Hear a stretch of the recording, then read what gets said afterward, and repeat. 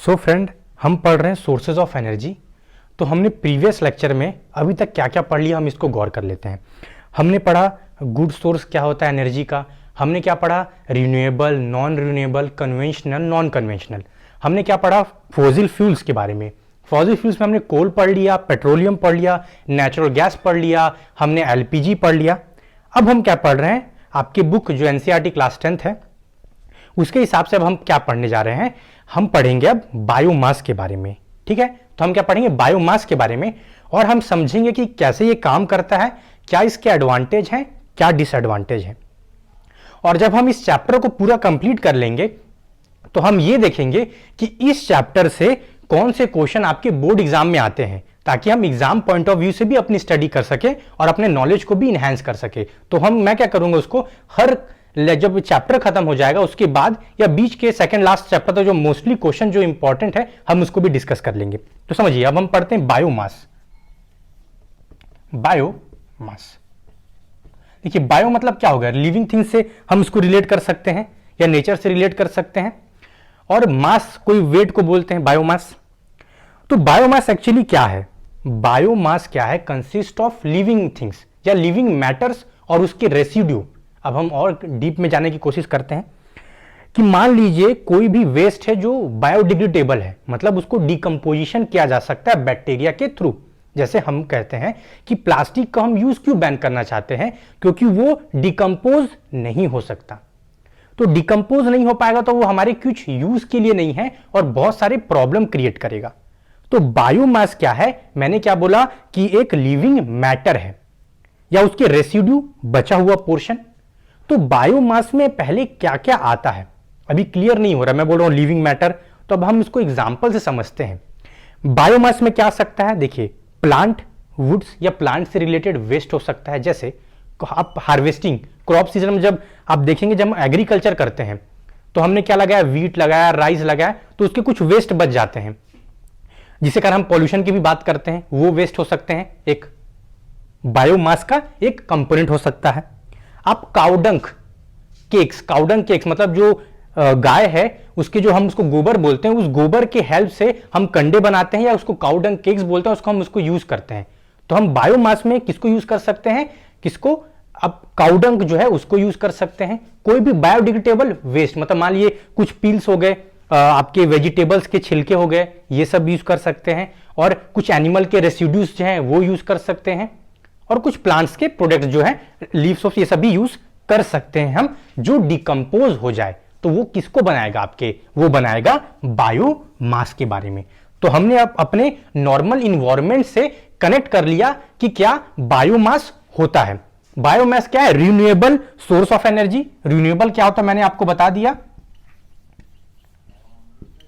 जो ऑटोमेटिक क्या हो जाए, हम उसको यूज बार बार कर सकते हैं और रिन्यू अपने आप वो रिप्लेस हो जाए और नेचर में रहे। और अब हम क्या करते हैं, बायोमास को तो हमने पढ़ लिया। अब बायोमास में अब हम क्या करते हैं, थोड़ा बुक के हिसाब से चलते हैं, उसको एक्सप्लेन समझने की कोशिश करते हैं। अब आप बताइए, अगर वुड की बात करते हैं, अभी हम पहले बैक्ट जो विलेजेस एरिया में बात करेंगे, विलेजेस की बात करेंगे, और हमने ट्रेडिशनल सोसाइटी, प्रिमिटिव सोसाइटी, मतलब जो लंबे समय से हम पहले का समय, ओल्ड वे ऑफ लाइफ। तो हम क्या करते थे अपने प्रिमिटिव वे में, और पहले के कल्चर्स में, विलेजेस में भी होता है कि हम वुड का यूज करते थे। मतलब फॉरेस्ट गए, कुछ पेड़ जो का सूखे हैं उसको ले लिया, उसके स्टिक्स को हम बर्न करके अपना कुकिंग पर्पस के लिए यूज करते थे। और दूसरा काउडंग केक्स, हम जो गाय जो गोबर है उसका यूज करके उसको हम कुकिंग यूज के लिए करते थे नॉर्मल हाउस होल्ड में। तो देखिए इससे क्या हुआ, अगर काउडंग चाहिए तो लाइफ स्टॉक, मतलब जो भी कैटल्स है उसकी संख्या बढ़ेगी। मतलब पहले आप देखेंगे विलेजेस में सबके यहां गाय होती थी, तो क्यों ऐसा कैटल्स रखते थे, क्यों रखते थे, ताकि वो काउडंग केक्स बना सके और उसकी मदद से, काउडंग की मदद से वो हम उसको कहां यूज कर सके, कुकिंग पर्पस के लिए यूज कर सके। तो आप सोचिए इसके बहुत सारे डिसएडवांटेजेस हैं। क्या, स्मोक, पॉल्यूशन, और ट्रीज को हम काटेंगे तो क्या होगा, उसकी भी डिफॉरेस्टेशन प्रॉब्लम होगा और बहुत सारे सॉइल इरोजन, ये सब प्रॉब्लम है।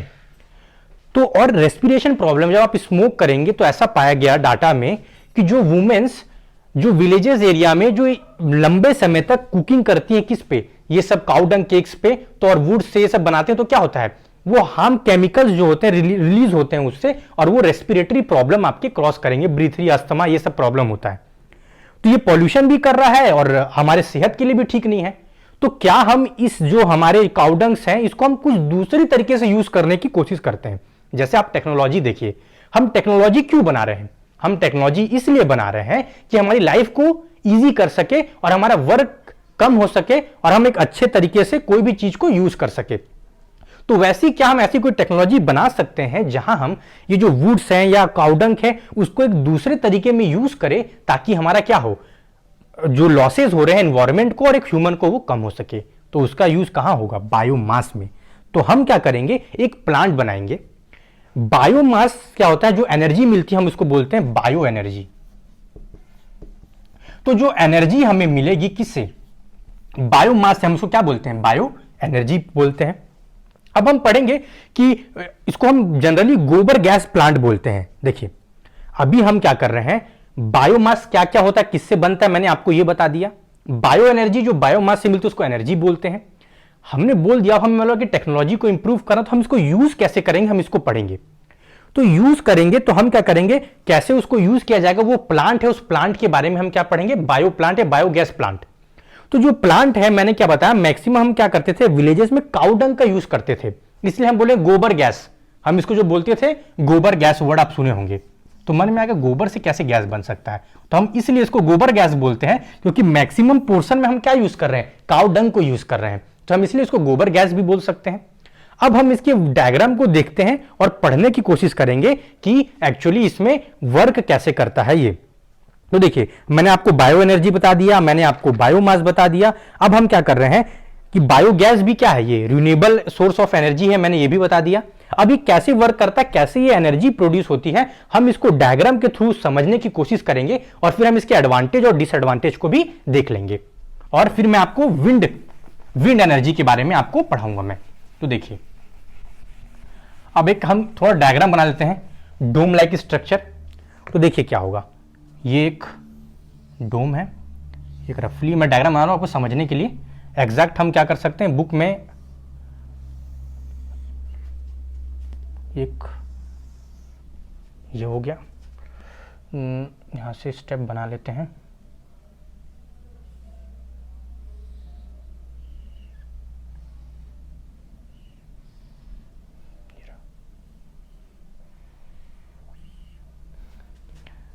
स्ट्रक्चर मैं आपको एक्सप्लेन करूंगा ये डायग्राम को कि कैसे ये वर्क करेगा, पर हम पहले इसको एक डायग्राम को बना लेते हैं।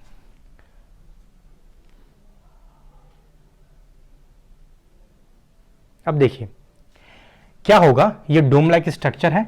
अब हम इसके पहले डिफरेंट पार्ट्स को समझ लेते हैं कि एक्चुअली होता क्या है। जो ये हम इसको बोलते हैं डाइजेस्टर, DIGESTER, डाइजेस्टर। यहां से हम क्या करेंगे, गैस को इजेक्ट करेंगे, जो गैस हम बोल रहे हैं बायोगैस। तो यहां पर क्या होगा, बायोगैस यहां से इजेक्ट होगा। तो ये गैस ट्यूब बोल सकते हैं, इसको हम क्या बोल सकते हैं, गैस पाइप बोल सकते हैं।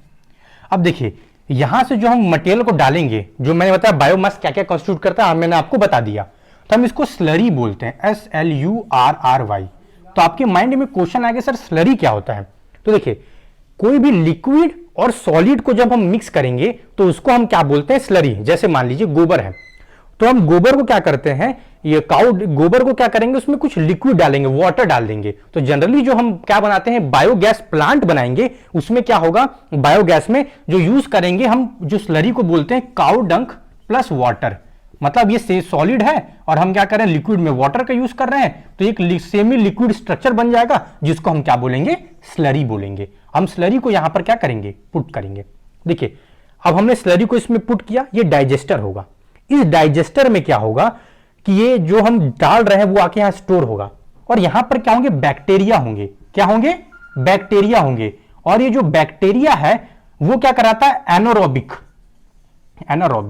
मतलब जो भी हम मटेरियल डालेंगे, बायोमास डालेंगे यहां पर जो बैक्टीरिया प्रेजेंट होगा वो एनारोबिकली इसका डिकंपोजिशन करेगा। एनारोबिक का मतलब क्या होता है, in the in the absence of oxygen जो भी डिकम्पोजिशन होगा इस मटेरियल का वो क्या बोला जाएगा, हमारा एनारोबिक, उसको रिएक्शन बोल सकते हैं। और क्या होगा, यहां से कुछ स्लरी जो है वहां पर बाहर आएगा, ठीक है, इसको हम बोल सकते हैं, यहां से हम इसका आउटलेट बना देंगे जहां से क्या होगा, ये बाहर आएगा। तो यहां से स्पेस छोड़ देते हैं यहां पर, और ये स्पेस यहां से इस जगह बाहर आने के लिए जो है हम इसको बोलेंगे। अब देखिए यहां से क्या बाहर आएगा, जो चीज कम यहां पर यूज हो चुका है और जो रेसिड्यू बच जा रहा है वो यहां से बाहर आएगा। तो ये स्लरी यहां भी क्या होगा, स्लरी ही होगा, और ये जो स्लरी होगा इसमें नाइट्रोजन और फॉस्फोरस रिच होगा। क्या होगा, नाइट्रोजन और फॉस्फोरस इसमें ज्यादा क्वांटिटी में होगा, इसलिए हम इसको मैन्यूअर की तरह, मतलब खाद, जब हम फार्मिंग में जो खाद यूज करते हैं, मैन्यूअर यूज करते हैं, फर्टिलाइजर यूज करते हैं, हम इसको यूज कर सकते हैं। तो देखिए ये हम समझ लिए, यहां पर सॉइल होगा और ये स्ट्रक्चर है। नॉर्मली हम क्या है, पहले हर कंपोनेंट को हमने क्या किया, जान लिया कि कहां से बायोगैस आएगा, कहां से गैस होगा और कैसे हमारा इंजेक्ट होगा। और ये जो डाइजेस्टर होगा यहां पर ऑक्सीजन नहीं होगा, ये चैम्बर में ऐसा हम बनाएंगे कि ऑक्सीजन यहां पर कहीं से ना आए, और डिकम्पोजिशन में कुछ दिन लगते हैं, ठीक है। जब ये डिकम्पोज हो जाएगा तो क्या होगा, गैस लिख लेंगे, और जो गैस यहां मान लीजिए गैस लिख लेगा डिकम्पोजिशन के बाद, ये गैस पाइप के थ्रू हम इसको ले लेंगे, क्या करेंगे, पाइप के थ्रू इसको इजेक्ट कराएंगे, और इसको हम गैस टैंक में स्टोर भी कर सकते हैं, और पाइपलाइन के थ्रू हम इसको भेज भी सकते हैं। और इस गैस को हम लाइटनिंग के लिए भी यूज कर सकते हैं, लाइटनिंग पर्पस के लिए भी हम इस गैस को यूज कर सकते हैं। तो ये हमारा क्या होगा, बायोगैस का यूज हो गया। तो मैं फिर आपको एक्सप्लेन करता हूं कि बायोगैस में हम एक डिस्को एक्सप्लेन करते हैं या पढ़ने की कोशिश करेंगे। तो बायोगैस में क्या होता है, एक बायोगैस हमारा जो ये प्लांट होगा वो कैसा होगा, हमने इसको देख लिया। अब बायोगैस प्लांट के बाद क्या होगा, ये प्लांट है क्योंकि हम यहां से इसको अपने जो एनर्जी बायोगैस को लेंगे।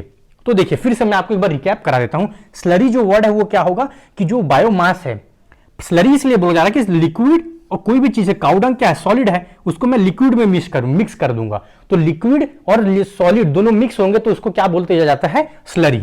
स्लरी को मैंने डाला, डाइजेस्टर यहां होगा जहां पर क्या होगा, डिकम्पोजिशन होगा, और यहां जो बैक्टीरिया होगा उसको हम बोलते हैं anaerobic, in the absence of oxygen. यहां पर जब डिकम्पोजिशन होगा तो गैस बनेंगे, वो गैस क्या होगा, हम पाइप के थ्रू, गैस पाइप के थ्रू इसको बाहर कर लेंगे। हम चाहें तो गैस को गैस टैंक में स्टोर कर सकते हैं, या हम इसको सप्लाई करके पाइपलाइन के थ्रू यूज कर सकते हैं। और जो बच जाएगा वो हम जो बाहर स्लरी आएगा, उस स्लरी में नाइट्रोजन और फास्फोरस होता है, और जो वो क्या करते हैं, मैन्यूअर खाद की तरह हम इसको एग्रीकल्चर पर्पस के लिए यूज कर सकते हैं। अब देखिए जो गैस आ रहा है हम इसके बारे में बात कर सकते हैं। बायोगैस क्या है, ये भी क्या है, रिन्यूएबल एनर्जी। क्या है, रिन्यूएबल एनर्जी की तरह ये है, एनर्जी है। अब देखिए ये जो गैस निकल रहा है वो बहुत ही गुड गैस होता है। गुड गैस मतलब मैंने आपको बोला कोई भी फ्यूल या कोई भी हमें सोर्सेज ऑफ एनर्जी कब गुड होगा।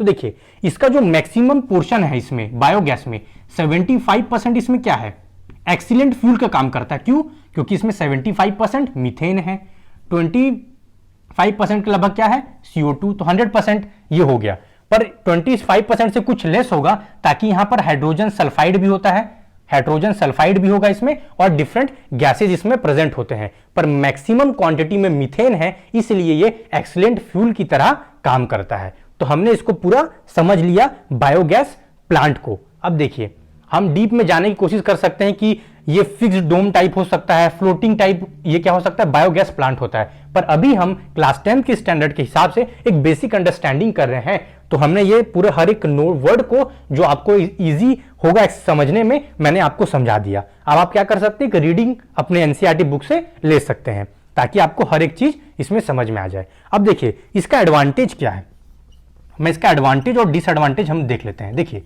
अब हम जब एडवांटेज की बात करेंगे तो आपके माइंड में क्वेश्चन आएगा, एडवांटेज क्या है, कि क्या कर रहा है कि हम जो काउ डंक या जो भी वेस्ट है उसको एक अच्छे तरीके से यूटिलाइज कर रहे हैं। क्या है, utilisation of waste, utilisation of waste. देखिए और हम क्या कर सकते हैं, सीवेज जो नाली बोलते हैं वो भी क्या है, जिसमें जो मैक्सिमम कंपोनेंट होते हैं वो क्या है, बायोडिग्रेडेबल, तो उसको भी हम ट्रीटमेंट करके उसका भी वेस्ट यहां पर डाल सकते हैं। तो ये हो जाएगा यूटिलाइजेशन ऑफ वेस्ट, जो ऐसे हम थ्रो कर सकते हैं और उसको यूज करने से पॉल्यूशन होगा। और advantage, no pollution, no pollution, ठीक। तो पॉल्यूशन भी इसमें क्या है, तो लेस हार्म टू इन्वायरमेंट है, कॉस्ट इफेक्टिव,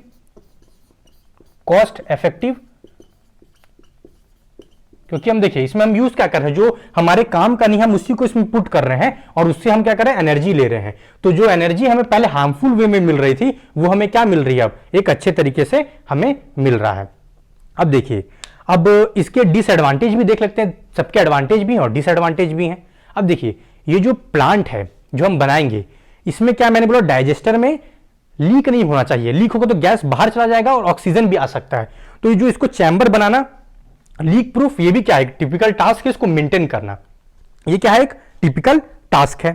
और हम क्या बोल सकते हैं कि अब ये जो वेस्ट है, इसमें वेस्ट जो है, हम वेस्ट को डालना है, कंटिन्यू पुट करना है, तो इसको क्लीनिंग भी करना होगा ताकि ये वर्क करे। तो ये भी क्या है, इसके डिसएडवांटेज है, ये नहीं कि हमने एक बार इसको डाल दिया तो हम कंटिन्यू यूज करेंगे, तो इसको क्या है, ये सब चीज इसके डिसएडवांटेज में भी हम इसको काउंट कर सकते हैं। तो डिसएडवांटेज भी क्या है कि इसको लीक प्रूफ बनाना है, तो ये भी एक है, और इसको क्लीनिंग करना पड़ेगा, वो भी एक प्रॉब्लम है। और क्या है कि कंटिन्यूअस सप्लाई भी होना चाहिए इसमें, कि काउ डंग ये सब है, वेस्ट को भी हम क्या करना है, सेग्रीगेट करना है, ये नहीं कि हम कुछ भी डाल देंगे। तो हमें क्या, जनरली कहां होते हैं, विलेज एरिया में, तो हमें लोगों को एजुकेट करना होगा कि हम प्लास्टिक ये सब चीजों का यूज ना करें। और हम देखेंगे तो मोर देन 20,000 गोबर गैस प्लांट जो है हमारे इंडिया में ऑपरेशनल है और हम इसका यूज कर रहे हैं। तो ये हमने पढ़ लिया किसके बारे में, आपका बायोमास के बारे में। तो बायोगैस क्या हो सकता है, हम पढ़ सकते हैं, it is renewable source of energy which is produced by the anaerobic decomposition of biomass.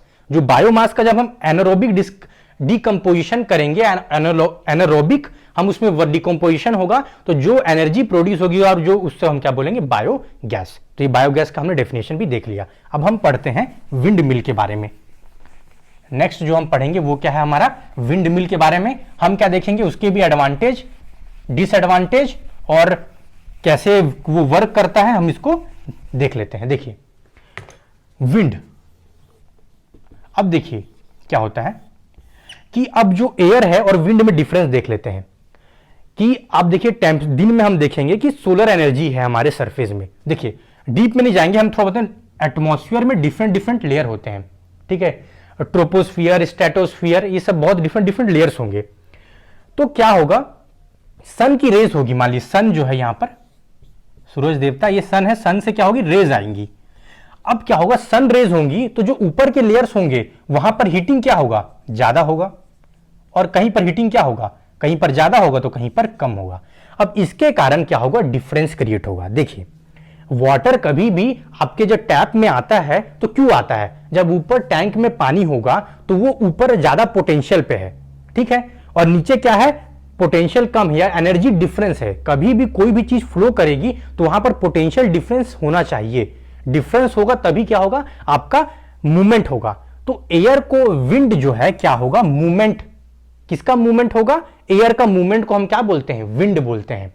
कैसे मूवमेंट होगा, मैंने बता दिया कि due to difference in the temperature different heating होगा, तो जहां ज्यादा होगा वहां कम होगा, तो जहां ज्यादा होगा वो कहां जाने की कोशिश करेगा, कम की तरफ, तो लेस हीटिंग वाले एरिया में जाएगा, तो क्या होगा, हमारा विंड फ्लो करेगा।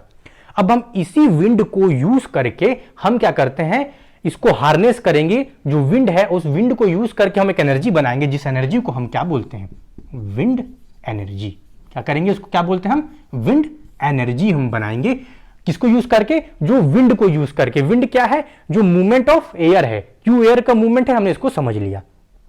अब देखिए विंड एनर्जी तो हो गया, ये क्या है, विंड एनर्जी क्या है, एक renewable source of energy. Wind energy है renewable source of energy that has been extracted from the wind, ठीक है, विंड हो गया। अब देखिए रिन्यूएबल है, अब इसको एक्सट्रैक्ट क्या है, ऐसे हम खड़े हो जाएंगे तो क्या एनर्जी प्रोड्यूस हो जाएगा, नहीं। तो एनर्जी जो हमें विंड एनर्जी चाहिए तो हम उसके लिए क्या लगाते हैं, विंड मिल। क्या होता है, विंड मिल। तो विंड मिल क्या होता है, विंड मिल एक ऐसा डिवाइस है, हम देख लेते हैं इसके डेफिनेशन को कि विंड मिल क्या है। एक ऐसा मशीन है जो कन्वर्ट करता है, क्या कन्वर्ट करेगा, विंड मिल, विंड को कन्वर्ट द विंड, किसके विंड को, कन्वर्ट द काइनेटिक एनर्जी। अब देखिए जब मूवमेंट होगा तो किसी के पास वेलोसिटी होगी, जब वेलोसिटी होगा तो कौन सी एनर्जी होगी, वेलोसिटी के कारण काइनेटिक एनर्जी, हाइट के कारण जो एनर्जी होती है उसको हम बोलते हैं पोटेंशियल एनर्जी। तो हम यहां पर विंड की जो काइनेटिक एनर्जी है, काइनेटिक एनर्जी ऑफ जो विंड है उसको हम किस में कन्वर्ट करते हैं, convert the kinetic energy of wind into mechanical और electrical energy, mechanical and electrical energy. Electrical energy मतलब इलेक्ट्रिसिटी से, मैकेनिकल मतलब हम कुछ मोशन कराएंगे, कैसे कराएंगे हम इसको देखते हैं अभी। तो हमने समझ लिया कि विंड मिल क्या है, हमने इसको देख लिया। विंड एनर्जी के लिए हमें क्या चाहिए, विंड मिल चाहिए। अब इसमें क्या होगा देखिए, विंड मिल कैसा स्ट्रक्चर होता है, हम इसको रफली एक डायग्राम देख लेते हैं कि मान लीजिए ये थोड़ा सा गिरा, ठीक है, तो मैं डायग्राम खराब है, आप थोड़ा कम देखिएगा। यहां पर क्या होगा, डिफरेंट डिफरेंट रोटर होंगे ऐसे, ये देखिए, ये क्या है, विंड मिल होगा, ऐसा विंड मिल होता है। पर हम जब इसको ऊपर पोर्शन में जाएंगे तो देखिए क्या होगा, यहां पर एक ऐसा सरफेस होगा, यहां पर क्या होगा, एक जनरेटर, इसको हम बोल सकते हैं जनरेटर होगा, और इस एक्सिस से यहां पर क्या लगा होगा, हमारे विंड के ये रोटर ऐसा रोटेट करेगा। तो क्या होगा, ये ब्लेड्स होते हैं, क्या होते हैं, ये ब्लेड्स होते हैं। इसमें क्या होगा, जैसे ही विंड आएगा या विंड फ्लो होगा तो विंड क्या करेगा, इस रोटर पे स्ट्राइक करेगा, तो इससे क्या होगा, इसका मूवमेंट होगा। जैसे ही मूवमेंट होगा तो यहां पर क्या होगा, जनरेटर जैसे जनरेटर को रोटेट करेगा तो ये जो एनर्जी है विंड की, काइनेटिक एनर्जी, वो जनरेटर को मिलेगी, और जनरेटर से क्या होगा, हमारा ट्रांसमिशन लाइन यहां होगा, और ट्रांसमिशन लाइन में हमारी इलेक्ट्रिसिटी प्रोड्यूस होगी। अब जनरेटर की वर्किंग अभी बाद में समझेंगे, हम जान रहे थे कि जनरेटर कैसा वर्क करता है, हम बाद में पढ़ेंगे, पर अभी जान लीजिए जनरेटर ऐसा डिवाइस है जो इसके मूवमेंट को, जो मूवमेंट है उसको किस में कन्वर्ट कर देगा, हमारे इलेक्ट्रिसिटी में। हम ट्रांसमिशन लाइन से इसको भेज सकते हैं या हम स्टोर कर सकते हैं। तो ये क्या हो गया, हमारा विंड मिल हो गया। तो हमने क्या किया, आपने देख लिया विंड की एनर्जी को कैसे एक्सट्रैक्ट किया, विंड मिल को यूज करके। तो देखिए सबसे इंपॉर्टेंट फैक्टर इसमें क्या है, विंड मिल है। तो विंड मिल का कंस्ट्रक्शन के को भी हमें पढ़ना पड़ेगा। अब देखिए ऐसे हर जगह नहीं है जहां पर विंड हो, मतलब विंड है पर कुछ पर्टिकुलर स्पीड चाहिए जिससे हम क्या कर सके, विंड मिल लगा सकते। तो 15 kilometre per hour, 15 kilometre per hour जहां विंड की स्पीड होगी वहां पर हम क्या लगा सकते हैं, विंड मिल लगा सकते हैं। तो डेनमार्क जो कंट्री है उसको कंट्री ऑफ क्या, वहां जाता है विंड होता है, कंट्री ऑफ विंड बोल सकते हैं। तो यहां पर विंड सबसे ज्यादा है डेनमार्क में, और 25% वो अपना एनर्जी जो होता है विंड से ही लेता है। कौन, डेनमार्क, क्योंकि वहां पर विंड है। पर जो जर्मनी है सबसे ज्यादा जो प्रोडक्शन करता है विंड एनर्जी का, वो कौन है, जर्मनी। और इंडिया जो है 5th नंबर पे आता है किसमें, विंड एनर्जी के मामले में। अब विंड एनर्जी क्या है, रिन्यूएबल है, तो हम क्या अल्टरनेट टेक्नोलॉजी देख रहे हैं। क्यों देख रहे हैं, मैंने बताया कि फॉसिल फ्यूल्स के बहुत सारे डिसएडवांटेज हैं उसको ओवरकम करने के लिए, और इंडिया भी है क्या पोटेंशियल है जहां पर विंड ज्यादा है, ठीक है। तो विंड मिल, विंड एनर्जी, कैसे हम इसको मूवमेंट होगा ये हमने देख लिया। अब हम क्या करते हैं, इसके एडवांटेज और डिसएडवांटेज पढ़ेंगे, और उसमें मैं हर एक पॉइंट को आपको समझा दूंगा जिससे आप विंड जो एनर्जी है उसके बारे में और अच्छे से समझ सकते हैं। तो हम इसके एडवांटेज और डिसएडवांटेज को देख सकते हैं। तो देखिए आपको एक बार बुक रीड करना होगा, जो आपको डाउट होगा आप कमेंट सेक्शन में उससे पूछ सकते हैं। तो देखिए अब इसके एडवांटेज को पढ़ते हैं। एडवांटेज को हम क्या पढ़ेंगे, देख लीजिए। एडवांटेज में ये होगा कि पॉल्यूशन नहीं है, नो पॉल्यूशन और स्मोक, ठीक। जेस्टेशन पीरियड, इसको मतलब क्या होता है कि इसको लगा के ऑपरेशनल करना। जैसे मान लीजिए मैंने आपको बताया हाइड्रो पावर प्लांट, मैंने आपको बताया थर्मल पावर प्लांट, इसको कंस्ट्रक्शन करके वर्किंग में लाना बहुत ज्यादा क्या होता है, समय लगता है, टाइम पीरियड। पर इसमें जो टाइम पीरियड होगा इसकी वर्किंग के लिए क्या होगा, वो क्या होगा, less. Gestation period is less, ठीक। और क्या होगा, रिन्यूएबल एनर्जी है तो नो स्मोक, नो पॉल्यूशन, और चीपर होगा। इन चीपर, अब कैसे ये चीपर होगा आगे लिख सकते हैं, चीपर आफ्टर द इंस्टॉलेशन, मतलब चीपर सोर्स ऑफ एनर्जी है।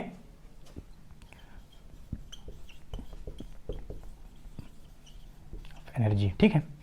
अब देखिए एडवांटेज मैंने पढ़ लिया, आपको नॉर्मल जो समझ में आ रहा है वही इसके एडवांटेज होंगे। आप खुद लॉजिक लगाइए कि क्या एडवांटेज हो सकता है, कि पॉल्यूशन तो कहीं हो नहीं रहा है तो पॉल्यूशन नहीं होगा, और दूसरा क्या है कि जो जेस्टेशन पीरियड है उसका वो कम है, चीपर सोर्स ऑफ एनर्जी है, और लॉसेस कम है, बाकी सबको फॉसिल फ्यूल्स को इनपुट एनर्जी जो इसका आउटकम है वो ज्यादा है। कैसे? फिर से मैं इस पॉइंट को क्लियर करता हूं। कोल में कोल को ट्रांसपोर्ट करना पड़ेगा, फिर उसको हमें यूज करना पड़ेगा, फिर वो एनर्जी बनेगी, फिर ट्रांसमिट करना होगा। पर इसमें ऐसा कुछ है नहीं। जो ये लिख सकते हैं, जो सोर्स है या जो सोर्स है वो ज्यादा है। हम इस पॉइंट को मैं समझा देता हूं कैसे, कि जो इसका इनिशियल जो एनर्जी ले रहे हैं विंड है वो ज्यादा मात्रा में है, तो विंड है तो कोई इसमें प्रॉब्लम है ही नहीं। इनिशियल जो स्टार्टिंग कोई फ्यूल या कोई हमें प्रोसेसिंग करने की जरूरत नहीं है। अब देखिए डिसएडवांटेज मैं आपको कवर कर चुका हूं, पर इसके डिसएडवांटेज भी वैसे ही हैं, बहुत ईजी। आपको कॉन्सेप्चुअली सोचना है। अब हम इसके डिसएडवांटेज की बात करते हैं। डिसएडवांटेजेस, क्या इसके ड्रॉबैक हैं? तो देखिए, पहला कि हम इसको वहीं लगा सकते हैं जहां पर विंड की स्पीड क्या हो, 15 किलोमीटर पर आवर से ज्यादा हो। दूसरा, अब देखिए ऐसा तो नहीं है कि नेचर में कभी भी साइक्लोन भी आ सकता है, रेन्स हो जाएगा, तो इसके जो ब्लेड्स हैं, मैंने बताया कि रोटर ब्लेड्स होते हैं, तो विंड मिल के जो ब्लेड्स हैं वो क्या करेंगे, उसको डैमेज हो सकता है। तो लिख सकते हैं damages due to environment constant बोल सकते हैं, या डैमेजेस मैं ब्रैकेट में लिख सकता हूं, रेन के कारण इसको हो सकता है, साइक्लोन आ गया तो हो सकता है, और गेल के कारण मतलब ज्यादा विंड की स्पीड है तो भी इसको दिक्कत हो सकता है। इसका रोज जनरेटर है जो बहुत तेजी इसको मूव करा रहा है, तो हो सकता है ज्यादा तेजी से अचानक से कोई मूवमेंट हो तो उसमें क्या हो सकता है, प्रॉब्लम आ सकता है। दूसरा, initial infrastructure cost is high. Initial cost is high मतलब हाई मतलब शुरुआत में जो हम लगाएंगे विंड मिल को तो वो कॉस्टली है। कैसे? हमें लैंड चाहिए। क्यों लैंड चाहिए आप समझ लीजिए। एक विंड मिल से जो हमें आउटपुट मिलेगा वो बहुत ही क्या होगा, लेस होगा। जो आउटपुट होगा वो क्या होगा, बहुत कम होगा। तो मुझे ज्यादा आउटपुट चाहिए तो मैं क्या करूंगा, ज्यादा आउटपुट चाहे मेरे को चाहिए तो मैं ग्रुप ऑफ विंड मिल लगाऊंगा। तो आप कभी भी देखेंगे जहां विंड मिल होगा वहां पर ग्रुप ऑफ विंड मिल्स होंगे, बहुत सारे विंड मिल्स लगेंगे ताकि हमारा जो आउटपुट है वो क्या हो जाए, बढ़ जाए। अब देखिए ज्यादा विंड मिल तो लैंड ज्यादा लगेगा, और क्या होगा, एक प्रॉब्लम होता है साउंड। कहीं देखो तो साउंड का भी, इसमें साउंड्स भी आते हैं, मतलब कुछ भी रोटेशन करेगा तो साउंड्स भी इसमें से, नॉइस पोल्यूशन भी हो सकते हैं, उतना नहीं है, बट डिसएडवांटेज में हम नॉइस के बारे में भी इसको बोल सकते हैं कि नॉइस से भी इसका रिलेशन है। तो ये सब क्या है, इसके डिसएडवांटेज है नॉइस से रिलेटेड। और हमें क्या करना पड़ेगा, एक और डिसएडवांटेज, कि मान लीजिए ये कंटिन्यूअस तो एनर्जी नहीं दे सकता। क्यों? विंड चल रहा है, मान लीजिए कोई प्रॉब्लम है, ज्यादा विंड की स्पीड, तो हमें उसके रोटेशन, जो मोटर है उसके रोटेशन को बंद करना होगा। तो हमें कुछ एनर्जी स्टोर करेंगे तभी ना, जब मान लीजिए विंड नहीं है तो हम क्या करेंगे, उस एनर्जी को ट्रांसमिट करें। तो हमें क्या करना पड़ेगा, स्टोरेज या बैटरी कहीं पर हम इसको क्या करना पड़ेगा, स्टोर करना पड़ेगा। और स्टोरेज से क्या होगा, इसका कॉस्ट बढ़ जाएगा, ताकि जब विंड नहीं आ रहा तो हम एनर्जी चाहिए तो हम इसको स्टोर करके रखेंगे, तो हम क्या कर सकते हैं, इसको ट्रांसपोर्ट कर सकते हैं। तो ये जो है आपके क्लास 10th के लेवल के हिसाब से विंड मिल और विंड एनर्जी को हमने पढ़ लिया और बायोमास को पढ़ लिया। If you have any doubt आप कमेंट सेक्शन में लिख सकते हैं। और मैंने बता दिया कि हम इसका जो चैप्टर को पढ़ लेंगे तब हम क्या करेंगे, जो सीबीएसई बोर्ड में जो क्वेश्चन पूछे जाते हैं हम उसके ऊपर भी डिस्कस कर सकते हैं। सो नेक्स्ट क्लास में हम सोलर एनर्जी को पढ़ेंगे, टाइडल एनर्जी को पढ़ेंगे, और हम न्यूक्लियर एनर्जी जो है हर एक लेक्चर में कंसेक्युटिवली हम इसको कवर करेंगे। So thank you.